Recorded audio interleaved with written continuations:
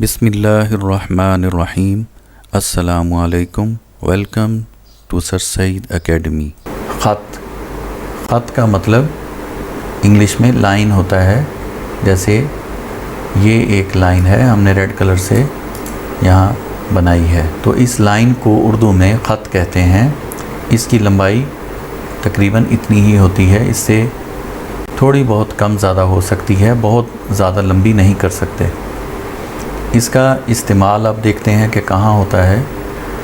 तो नंबर 1 पर जो इसका इस्तेमाल है वो है जुमला मोतरज़ा के पहले और आखिर में लगाया जाता है। अब जुमला मोतरज़ा का क्या मतलब है?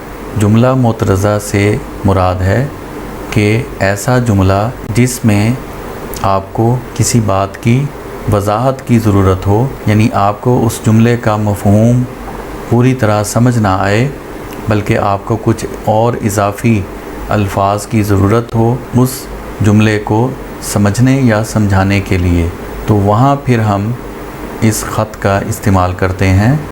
वो हम अभी आगे एग्ज़ाम्पल में देखते हैं कि कैसे।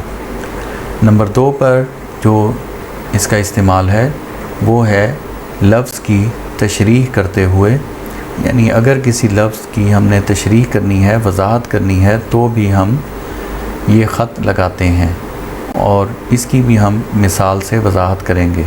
अब हम इनकी मिसालें देखते हैं। तो पहले इस्तेमाल की जो मिसाल है वो है मेरी राय अगरचे मैं क्या और मेरी राय क्या, तो ये है कि आप इससे दस्तबरदार हो जाएं।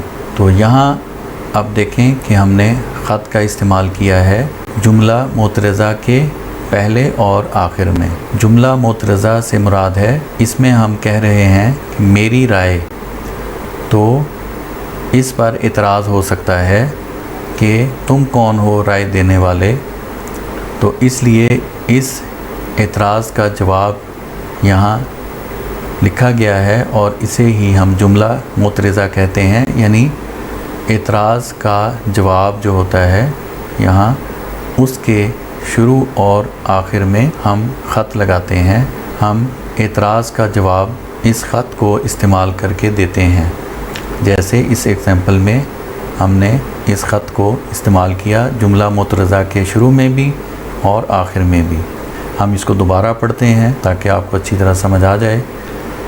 मेरी राय अगरचे मैं क्या और मेरी राय क्या, तो ये है कि आप इससे दस्तबरदार हो जाएं।